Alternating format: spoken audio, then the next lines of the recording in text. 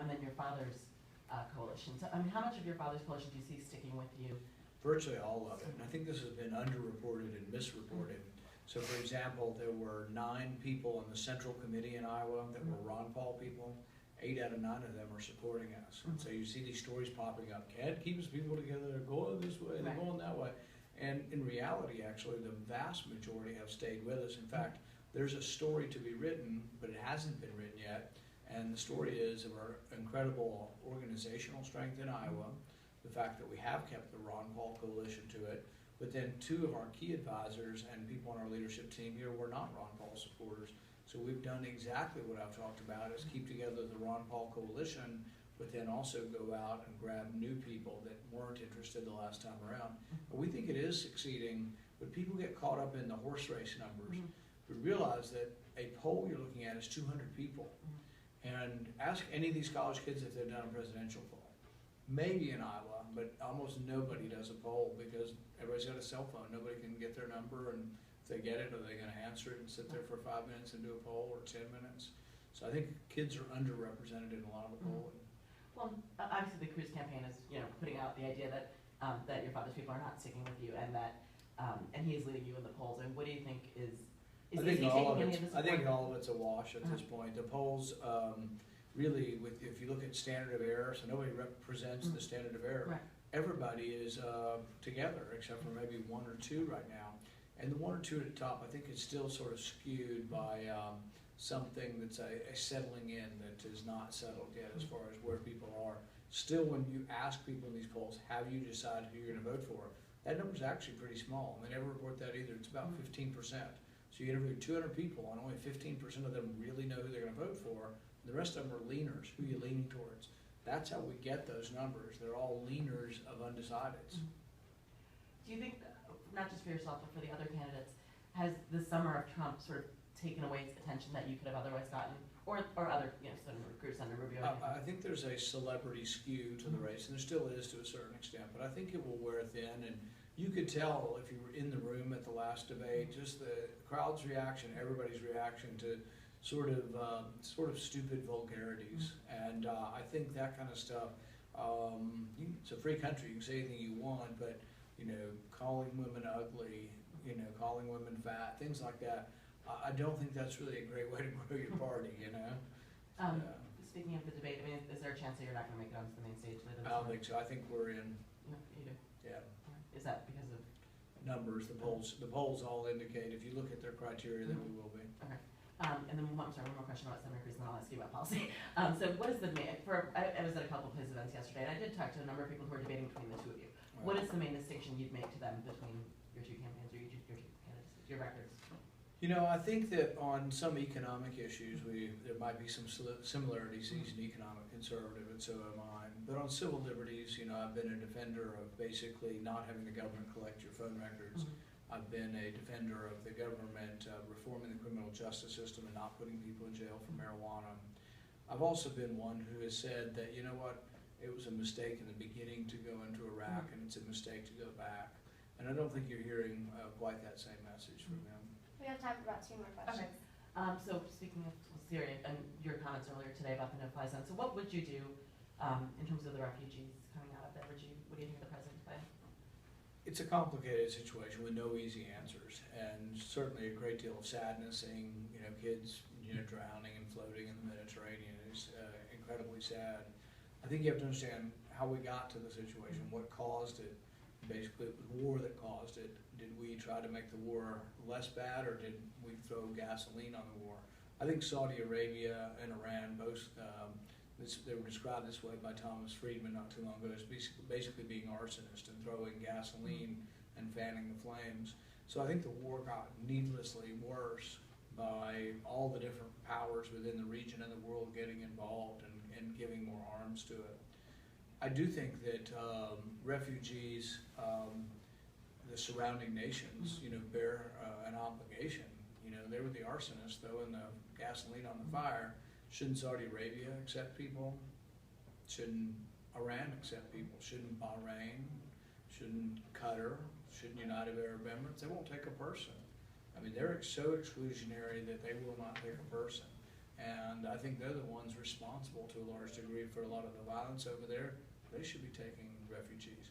For those who would come to the West, it can't be without examination to make sure that they've come under false pretenses. You know, they had like tens of thousands going across Hungary into Germany. Some 19-year-old kid from Afghanistan. Okay, Afghanistan is not part of this. And a 19-year-old kid from Afghanistan, frankly, is a potential risk. You have to make sure that his purposes are that he loves the West and wants to come for all the great things we've got, the freedom of to practice religion, no matter what your religion is, but not to come to harm us. And unfortunately, many have come and decided they want to harm us. So, or came with that intention to begin with. And in DC, so could you talk a little bit about McCarthy, you know, going for it and then not going for it, and who would you like to see be the next speaker? Or what qualities would you like to see? I think it'd be better to have someone who's not in leadership currently. I think things need to be shaken up. The Republicans I meet across the country are very unhappy that we're not exerting our power of the purse. And I'm with them. I think that we have not used our leverage. We control the House and the Senate, and we haven't done anything. We can't defund one program, and yet we will pull together with Democrats to raise the debt ceiling. Not me, but other Republicans will. And I think we've got to use our leverage to let all the spending expire. If all the spending expired, then we would say to the other side, okay, you get 60 votes to affirmatively spend any money on any program. There are thousands and thousands of wasteful programs. They all will continue if we do a continuing resolution. So I think it's a failure and a mistake and a sign of the impotence of Congress that we keep passing continuing resolutions. So I won't vote for it. I won't vote for any more money for anything, frankly, and until we start doing appropriation bills like we're supposed to, one at a time. Is there somebody you'd like to see as the next speaker? Not really, other than I think it ought to be someone who's fresh, new, and not part of leadership. Thank you very much. Thank you so much. And we'll see you at the next Great. Great, okay, thanks. Right, you ready? We got a great crowd. All right, and so what are we doing for introduction and all that? I'm gonna bring up the student, or SFR chapter president, Justin's gonna get lobbed up here. Okay? Much more energized. And, yeah, the music's pumping, they're ready to go. Good. For this one, you will have to switch this. Do it for me. It'll be loud. All right. Switch it. Yeah, now you're live. I don't see any light. Yeah, that's fine, just go to my line. I'll be there. So yeah, I'll bring the student up, he will let the video, and then he'll do a formal, ladies and gentlemen, Senator Rand Paul, and bring you up.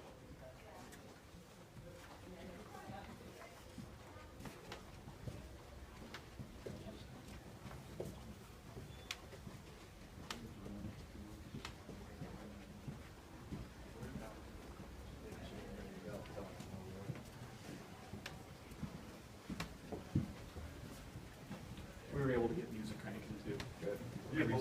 Let's hold here, let me clear everybody in. Okay. And then we'll get these. All right. Be right back. Get everybody in there and we'll follow shortly.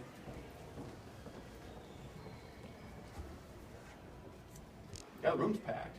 Good. Yeah. And Cliff said they'll play music at every stop. Good. I think it helps get moving a little bit.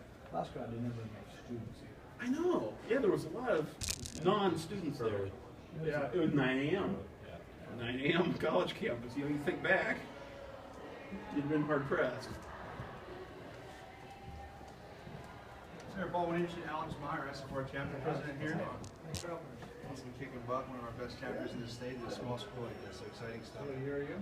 Junior, What are you studying? public relations. So, And this is Catholic college? Yes. Most kids Catholic or? majority Chicago Catholic. Not all Iowa? No. But they're all registered to vote here, We right? can all register to February vote, yeah. 1st. February 1st, we're all good. Right on. So I will introduce you. I'm going to quickly ask everybody to download the Rand Paul app and talk to them just a little 10,000 initiatives. Bring you up, right? You have the script. Once the video plays, at the end, you just say, ladies and gentlemen, this is Rand Paul. Sounds good, cool. All right, that's right. Let's do it.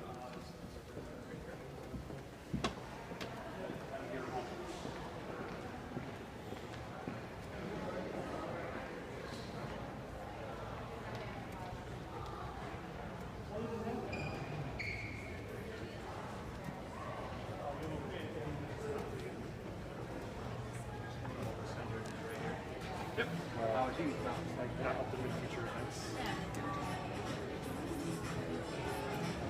To clarify something to my point.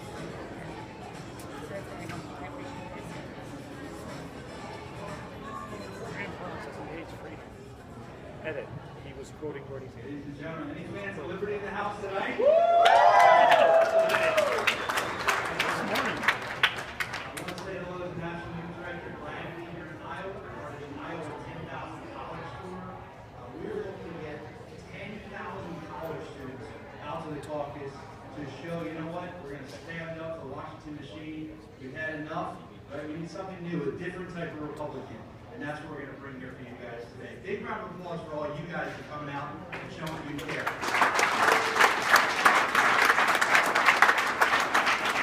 How many of you guys have a smartphone? Just a show of hands, right? Everybody. Of course. We're going to take that out. We have a new smartphone app, the Rand Paul 2016 app. You can take a selfie with Rand. We're going to do it after today's speech. But download the app, Rand Paul 2016. We want to bring the issues straight to you guys. We'll have some interactive things for you to do on there so that you can bring what you want to us. Tell us how you're feeling about some of the ideas and be able to engage in the process. Okay? At this time, I got to tell you guys, this school for its size, our Students for Rand chapter here has just been off the charts. I mean, the presence, even just pulling in campus, it's like 20 volunteers, right? Everybody moving, excited about Dr. Paul. It's really a good time. I'm going to bring up Alex Meyer, the Students for Rand chapter president. Think about applause for Alex.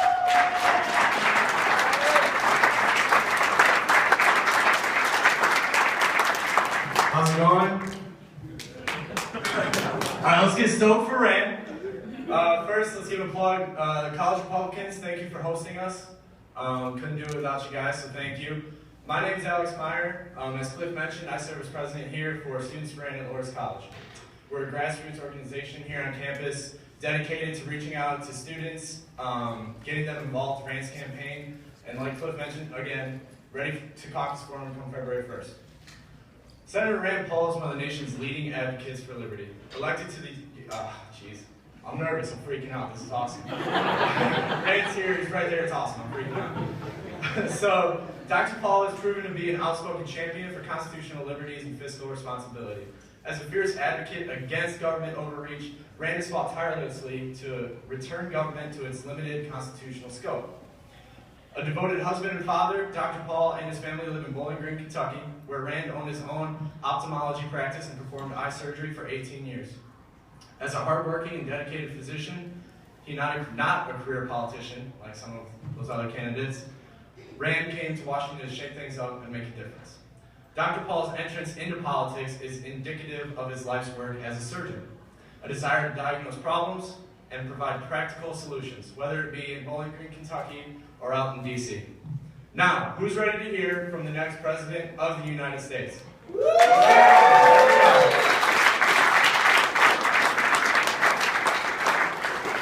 I stand for liberty. I stand against a justice system That imprisons nonviolent offenders in perpetuity. I stand against outdated drug laws that put kids behind bars, finding jobs, ruining lives, creating scars. I stand for privacy. I stand for a generation raised on technology. I stand against a government that invades personal privacy. Spying on innocent civilians. Indefinitely detaining American citizens in exchange for a false sense of security. I stand for peace. I stand for a less aggressive foreign policy. I stand against trillions of dollars pumped into wars that only create instability. I stand against thousands of lost lives. What have we got to show for our sacrifice? I stand for responsibility. I stand against too big to fail bank bailouts. I stand for a balanced budget and tax cuts. I stand against Federal Reserve handouts. And 18 trillion in debt. Handed out to my generation. I stand for a strong and prosperous nation. I stand for political authenticity. A leader who believes in the power of individual liberty. A true visionary. I stand against the status quo. Old men in suits constantly toting the party line. I stand with the anti-establishment candidate. I stand. I stand. I stand. I stand with Rand. I stand with Rand. I stand with Rand. I stand with Rand. I stand as a student with Rand. I am a student for Rand. I am a student for Rand. I joined Students for Rand because this election is too important. I joined Students for Rand because the youth vote does matter. I joined Students for Rand because it's time to endorse liberty, and elect President Paul. Join Students for RAND today at randpaul.com/students. President Paul, President Paul, President Paul, President Paul. Ladies and gentlemen, Senator Rand Paul.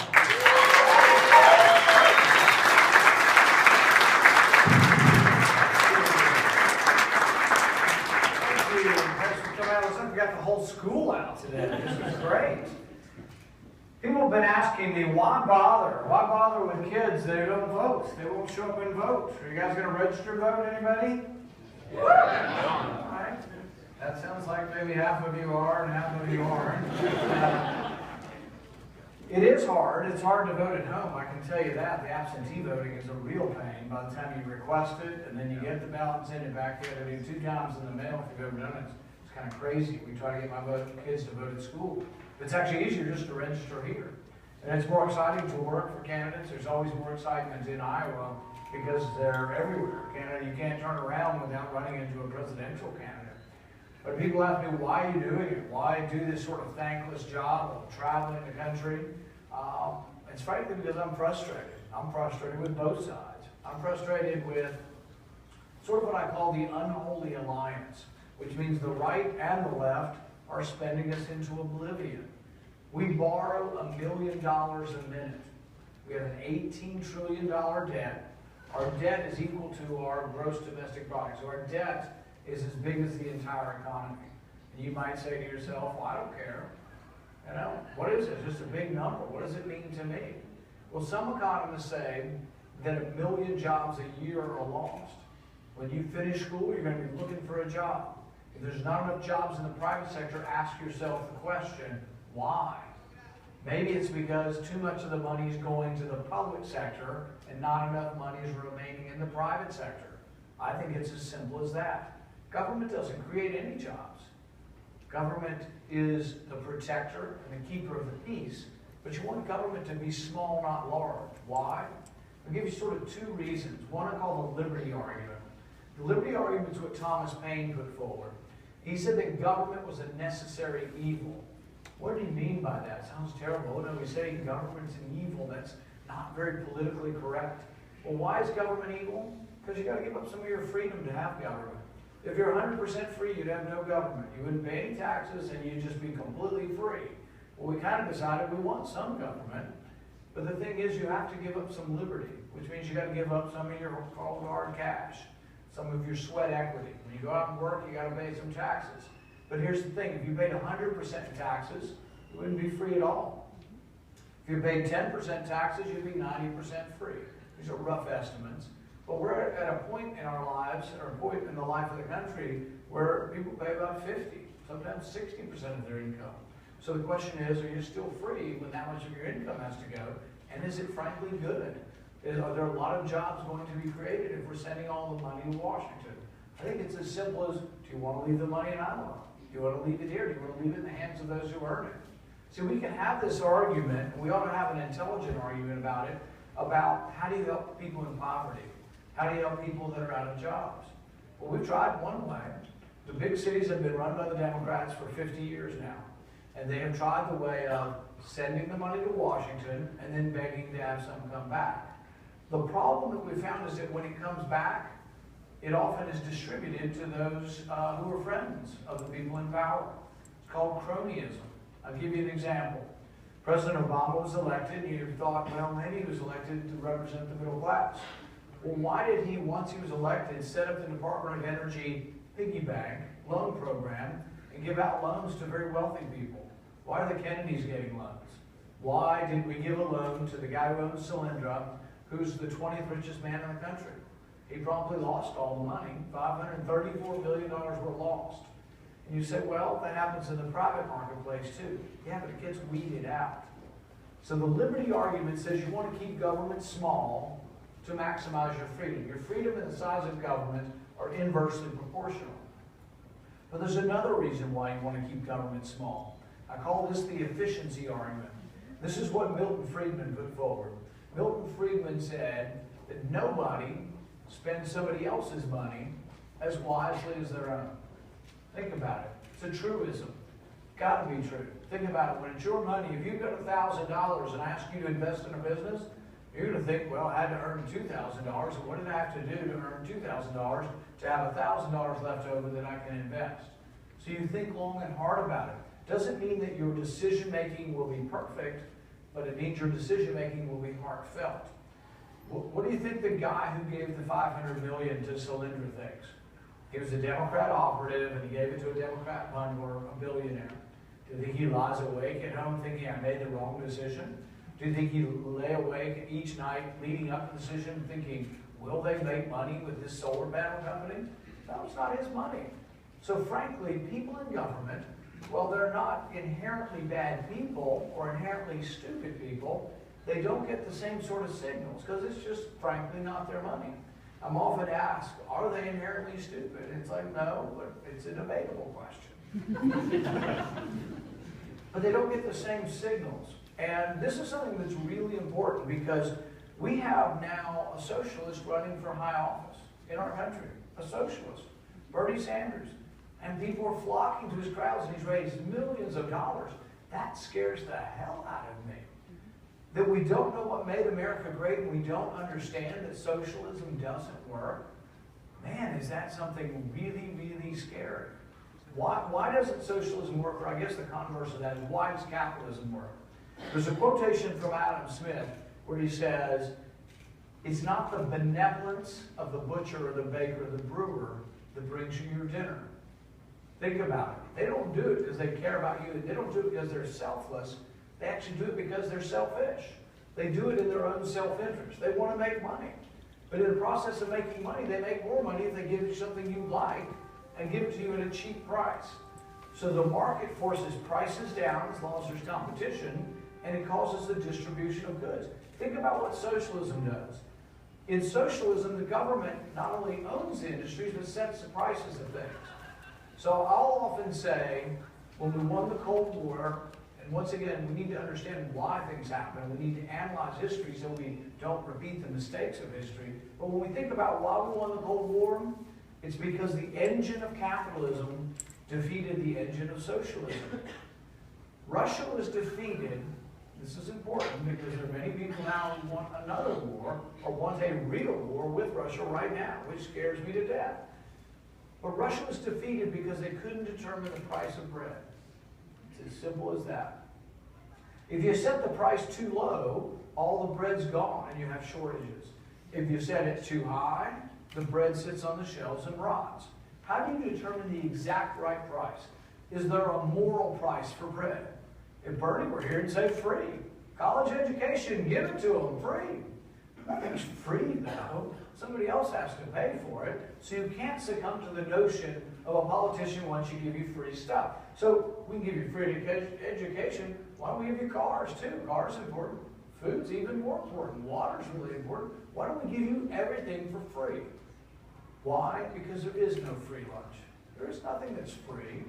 You have to take it from somebody who may not see them. You may say, well, I'm smart and I'm in college and somebody ought to pay for it. Well, really? The plumber? The carpenter? The welder? People who didn't go to college should pay for your college?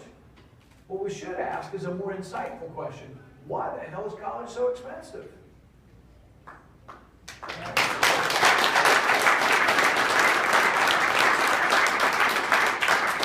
I was really begging for that. I got an applause on a question. But really, why is college so expensive? Think about the two areas of the economy where prices rise faster than any other area. What are they? Education and healthcare. What is common to both? The demand is subsidized and the supply is limited. So if the supply of something is limited and you subsidize something, you subsidize the demand, what happens? The price is going to rise. So if you want cheaper education, we should free up the monopoly of education. Great professors here, they'll be mad at me at this point. Well, we probably need more universities. Maybe the accreditation process is blocking out other universities from forming. Here's another question. Why would an online class cost the same as being in the presence of the professor? In a true market economy, the price would go down. In fact, it would be so low that all prices would be driven down because you might not even have to go to college anymore. In fact, some of that's occurring but it's being fought by the powers that be. But you have to ask, why is education so expensive? Now, I realize it's expensive, and I think there are some ways to help you, but we can't just say it's free. One way I would help you is I would let you deduct everything, the principal and the interest.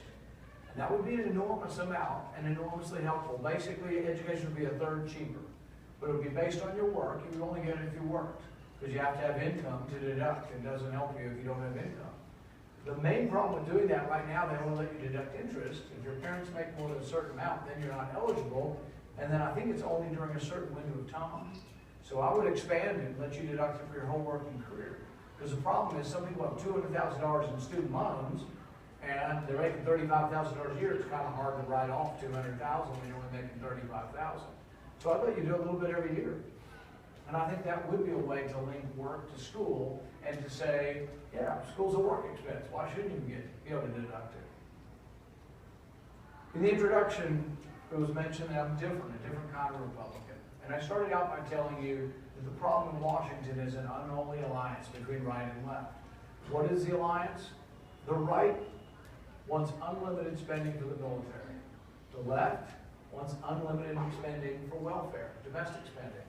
What's the deal? A secret deal that's made, or not so secret deal? They get together and they shake hands behind closed doors, and all spending goes up. It always does. But there are consequences to that. That enormous debt is a burden to you and to your chances to get an education. We now are in the midst of a new war, or a new permutation of a chronic, maybe perpetual war in the Middle East. They've been fighting for 1,000 years. In America, it's tough to get somebody to remember something that happened beyond the last season of the Game of Thrones. You know? In Iraq and Iran and all these places, they remember the Battle of Karbala, like 932 AD or something, and they're still pissed off about it. All right? So you have to remember, this war's been going on a long time over there. We've kind of gotten in the middle of it, but I don't think it's going away anytime soon. What I say about foreign policy is different than anybody. See, you've got Hillary Clinton on one time. She will have you back in Iraq, I promise you. She voted for it the first time. She'll do it again. She's already calling for something that many of the hawks on my side are calling for, a no-fly zone. Think about the absurdity of a no-fly zone. How would you enforce it? Russia's already flying over the place. Who invited Russia? Iraq and Syria. That's who they're flying over. We're going to enforce a no-fly zone over two countries that invited Russia to be there. I'm not saying it's a good idea that Russia's there. They're going to be stronger and more influential in the Middle East, but we're going to go over there and just start shooting their planes down because they're flying over two countries that invited them there? That is absurd. Someone who proposes that should be laughed out of the presidential debates. And yet you've got Hillary Clinton on one side and probably a half a dozen on my side who want to enforce a no-fly zone. This is a red line in the sky that says, you cross this, we're shooting you down. We spent 70 years trying not to have an altercation that could descend into nuclear war with Russia. 70 years. Republicans and Democrats showing the wisdom to not get us involved with a war with Russia. And now we have people reckless, rash, and saying we need a no-fly zone because every one of them wants to appear to be stronger than the next person, man or woman. They're beating their chest to show you how strong they are, that they'll stop Russia, that they'll tell Russia and teach Russia a lesson. Maybe they ought to spend a little bit of their energy looking back and seeing how the hell we got into this situation. Was Saddam Hussein a good guy? No. He was an awful tyrant. Is he better than what we have now? It's debatable. And you topple a secular dictator in the Middle East, you know what happens? Chaos. That's what we've got in Iraq still. 15 years later, chaos. What do people want to do? President Obama wanted to bomb Assad 2 years ago. And I stood up hours on end and was able to stop that from happening. Not just me alone, but other people who said, you know what? Congress is supposed to vote on this. See, this is a big deal. This is the checks and balances that people talk about. The initiation of war is the power your founding fathers gave to Congress, not to the president. President Obama, once upon a time, knew this. When he ran for office in 2007, he stated it beautifully. He said that no president should unilaterally go to war without the authority of Congress. restated the Constitution. Madison also stated why. Madison said that history demonstrates what the Constitution supposes, that the executive branch is most prone to war. Therefore, the Constitution gave that power, vested that power with the legislature to make it hard to go to war. What did President Obama do when he got elected? Took us to war in Libya with no permission. We bombed the heck out of Libya, and what happened? Gaddafi was killed. What do they have now? A failed state. Libya is a failed state. Chaos reigns. There are jihadists on both sides. Qatar's in there giving them weapons. Egypt's giving them weapons. Who knows? We probably are giving some of them weapons. We got people in my party calling them freedom fighters. It's ridiculous. They're not freedom fighters. Some of these so-called freedom fighters were in prison in Iraq during the war when they were fighting against over there. They're jihadists. But now you have crazy jihadists swimming in our swimming pool in Libya. If you want to know how we got to this situation, before you decide whether you want to go fight Russia, decide what we did to so screw it up that Russia's there in the first place. Libya is a disaster. It's a failed state. I call it Hillary's war. So if you think you're getting something different by voting for the Democrats, if you vote for Hillary, you've already got one war she supported. She supports the war in Syria. She's been for funding the Islamic rebels in Syria. And now she's for a no-fly zone. I don't know that that's any different than Bush. In fact, I've said, you know what? If you want to go back into Iraq, you'll always have a Bush or a Clinton. I'm serious. I don't think there's a difference. I think they're mirror images of the same thing. A little bit different on economic policy, but the same foreign policy. Reckless and going to get us involved in another war. There is another way. There's a way in which we don't always have to be involved. In fact, they were asking me this morning about foreign policy, and they said, well, what are you? Are you an isolationist? Are you realist? Are you an interventionist? Well, there's two opposite poles in foreign policy. One is that we're everywhere all the time, and the other is that we're nowhere any of the time. We've been over close to the everywhere all the time for decades now, Republican or Democrat administration. I'm one who wants to get more towards the middle, have a more realistic approach, and say, what are our interests in the Middle East? Doesn't mean we'll never be involved, but it does mean that I'm not anxious to go back into Iraq. I'm not sending any of you back into Iraq, frankly. This is what your leaders should do. If you volunteer for the military, you do what you're told. And you have to. I have 4 or 5 members of my family in the military, and they do what they're told. They are not allowed to have a public opinion. But I'm elected by the people, and I do need to have an opinion. And when I tell you my opinion is, it's not going to be easy to get me to take you back into a war in Iraq. In fact, I'll do everything possible to stop that.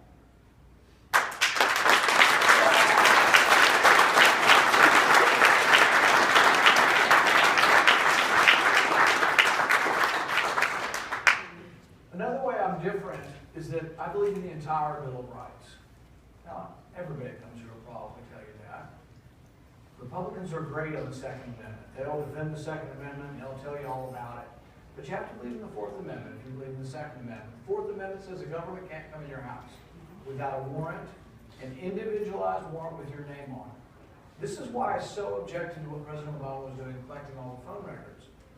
Because the thing is the Fourth Amendment says suspicion has to be individualized. Your name has to be on a warrant. They have to say what they're looking for.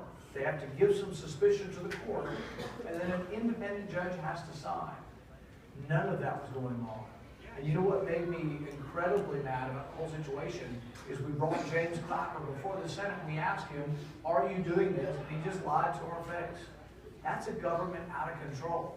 When I in the Senate don't know what our intelligence community is doing and they're collecting all of your phone records all the time, you know what their response was? Oh yeah, we're collecting them, we're just not looking at them. That would be sort of like the colonists. See, the colonists were very angry. The British government were writing these writs of assistance and letting the soldiers write the warrants, busting down the doors and taking the papers. It'd be like the colonists saying, oh, as long as you're not going to read the papers, I'm fine with you taking my papers. The invasion of privacy is them taking your papers. And other people will say, well, they're not really coming in your house, and these aren't really papers. They're in a cloud somewhere. And this is a big debate. The court hasn't figured it out yet or chosen to figure it out yet. I think your papers are yours, whether they're in your house or in a cloud being stored. I think they're yours, and the government To my mind, the government has absolutely no business looking at your phone records.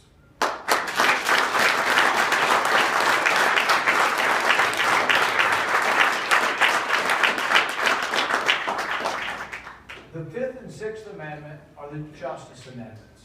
The Fifth Amendment says your property can't be taken by the government without just compensation.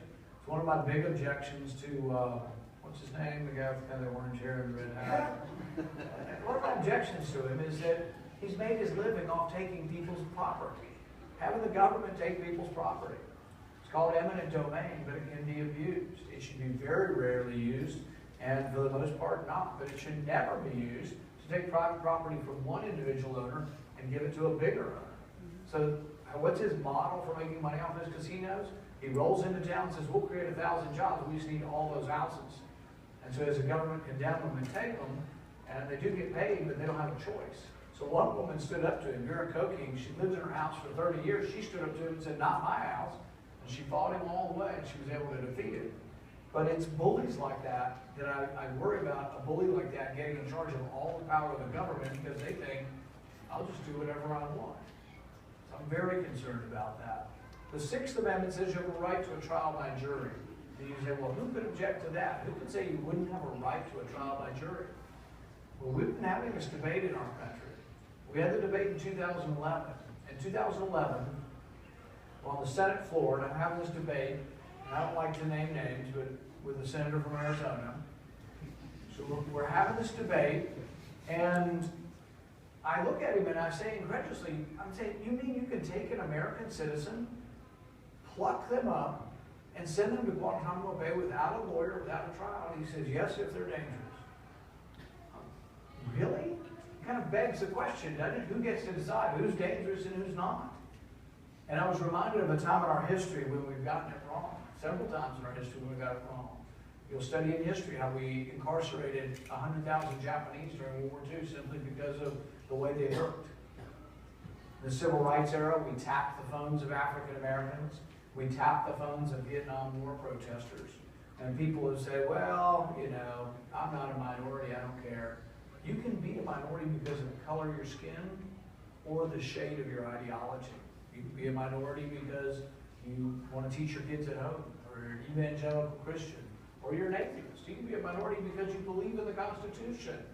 You want the Bill of Rights to protect everyone, no matter who they are, where they came from, no matter the color of their skin. When we allow an American citizen to be indefinitely detained, that's worrisome. You know what the president said? This is sort of his MO. He said, I will sign this regretfully, but I will never, and this is a horrific power, but I'm a good man and I will never use it. That's lame. It's lame and inadequate because the law isn't about him. It's sort of arrogant too. The law isn't about him, and I actually don't think he's a bad man. But the thing is that it's about the next person in line. The law is to restrain government and to prevent tyranny. You've got to prevent through law and make it such that anybody who comes into that office doesn't have the power. It's about restricting and restraining the government. That's all what the Constitution was all about. The Sixth Amendment also says you have a right to a trial by jury, but also a speedy trial. And I'll end with this story. There was a 16-year-old black kid from the Bronx, and he was accused of a crime and sent to Rikers Island. He spent 3 years in Rikers Island, 2 years in solitary confinement, but he was never taken to trial.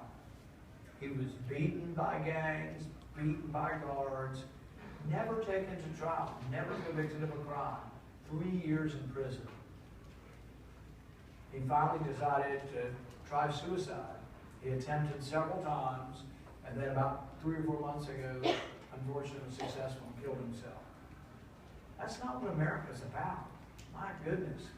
To have someone sit in prison for 3 years, but multiply his story by 1,000. Young people, mostly poor, often black, often brown, who are in jail for nonviolent drug crimes. I, for one, have had enough, and I say we should end it.